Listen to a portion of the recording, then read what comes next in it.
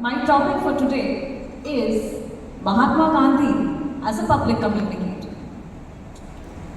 Times have changed and we have people who are so-called known as influencers, right? Gandhi's style of communication was his ability to use a particular language suitable for the target audience. So as a public communicator, ensure that you do an audience analysis first. What is the age? What is the gender? What is the educational background? What kind of language are they able to understand? Okay, instead of quoting certain things that can be a little exalted for your audience.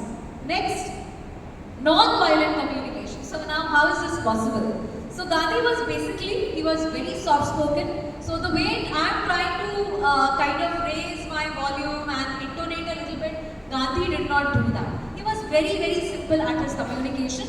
But when we are taking ourselves to be public communicators, you need to assess what is the gathering like, okay, what is the occasion, what is your purpose, and then try to address the public.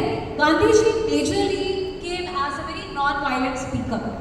Okay, so the principle of non-violence was the core of Gandhi's personality. So Gandhi's language as a public communicator was oriented by ahimsa. He believed in resolution of conflicts and advocating for the change through peaceful means. Therefore, Gandhi chose to have non-confrontational and constructive communication method. So Gandhi was always invited to various conferences, for example the round table conferences. So everywhere he was under discussion. Never ever you will find anybody telling, even in their own autobiographies or anecdotes, that Gandhi had an argument wherein he was doing some kind of fist fighting and used abusive words. Never. Next, speak and write and lead by example. So my life is my message. That's what Gandhi told, and I have already talked about it at the start, right? He was inclusive. So the very human tendency of Gandhian communication lies in its inclusivity. He talked about the marginalized, he talked about the outcast, he talked about everybody who were the sufferers. And he appealed to all the strong people in the society to come forward and help. So he always tried to amass everybody, include everybody. So when you are standing as a public communicator, ensure that you are not leaving any part of the audience. Okay, there shouldn't be some kind of majority or minority. There should always be an inclusivity. And finally, he was an emphatic listener. Before I talk about empathetic listening, under inclusivity, he also practiced this Sarva Dharma Samabhav and all religion prayer. So we had this witness just a while ago. So empathetic listening. So the very phrase empathetic listening means the practice of being attentive and responsive to others' interpretation, emotionally connecting with people. When you see yourself imagining in somebody else's shoes, right? He practiced active listening. So Gandhi was a brilliant public and mass communicator.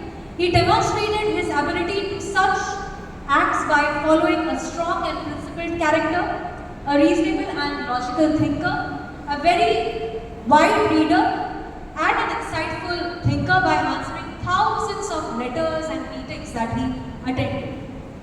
So in Young India, he quotes, "To be true to my faith, therefore, I may not write in anger and malice. I may not idly write merely to excite passion.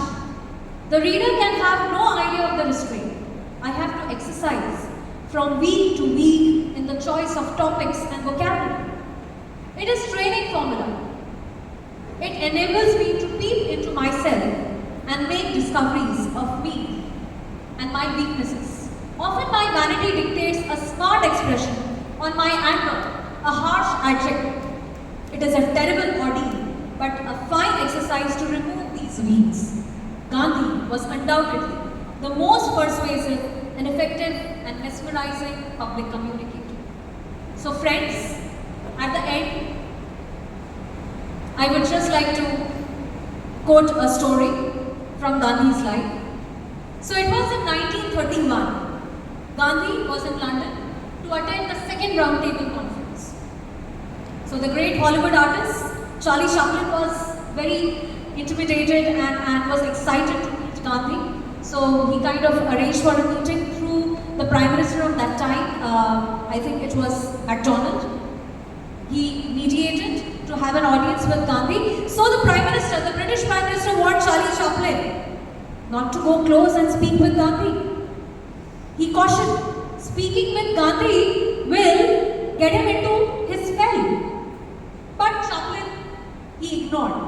He said, no, I want to meet Gandhi. I want to go and meet him. Try to know what is he like, what is this aura of Gandhi all about. So Charlie Chaplin, he spent an hour with Gandhi. And when Charlie Chaplin came out, there were a bunch of journalists waiting to question Charlie Chaplin. So how was your meeting with Gandhi? And Charlie Chaplin answered, Gandhi is an idea. And I have got my share from him. You will all get to see it. So it was in the year 1936. Just like Gandhi, Gandhi opposed industrialization. So Charlie Chaplin in the year 1936, he produced the movie Modern Times, inspired by Gandhi. So it was Gandhi's spell, his ability to communicate. So friends, should I say more to convince that how Gandhi was a profound public communicator? Thank you so much.